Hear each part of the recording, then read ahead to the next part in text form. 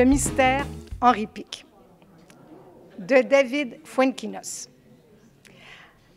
David Fuenquinos est romancier, nouvelliste, dramaturge, scénariste français, né le 28 octobre 1974 à Paris. Fuenquinos est l'auteur dont l'œuvre a été le plus souvent retenue pour le prix des Irrésistibles.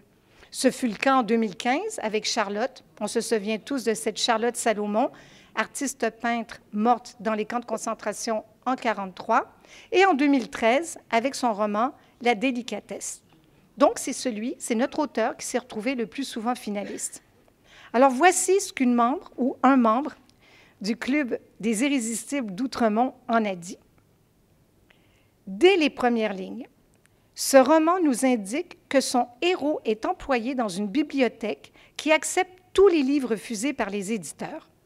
C'était en 1984, en Californie. En connaissant ce fait, en 1992, le bibliothécaire de Crozon installera la version française d'un tel espace.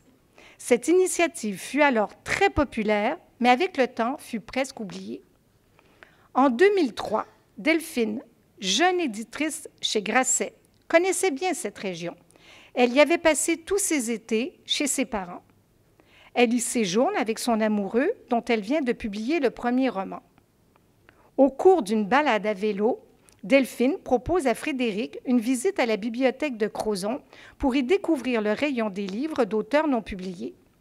Il hésite car il est très occupé à écrire son deuxième roman. C'est ici que débute la vraie histoire du livre, Les dernières heures d'une histoire d'amour d'Henri Pic.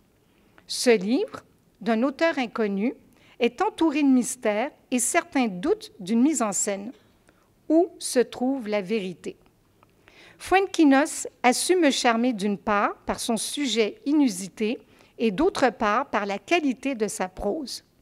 Les rebondissements nombreux et inattendus apportent un flottement dans la direction de l'histoire et certains indicateurs nous incitent à la prudence. Ce livre-là, c'est une poupée russe. Une poupée dans une poupée dans une poupée. Il fallait être extrêmement attentif à certains petits détails pour pouvoir tout remettre ensemble et se dire « Ah, d'accord ». Est-ce qu'il y a des gens qui ont aimé ou qui n'ont pas aimé et qui voudraient maintenant prendre la parole? Alors, Nicole de l'Île des Sœurs, vous venez prendre le micro, Nicole. Voilà, et vous vous adressez à tout le monde. De l'autre côté. Oui, voilà. Bon, je ne suis pas habituée.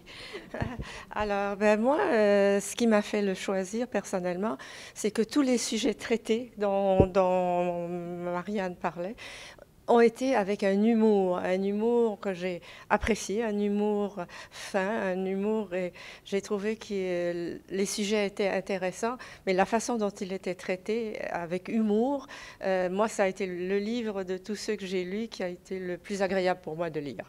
Voilà, tout simplement.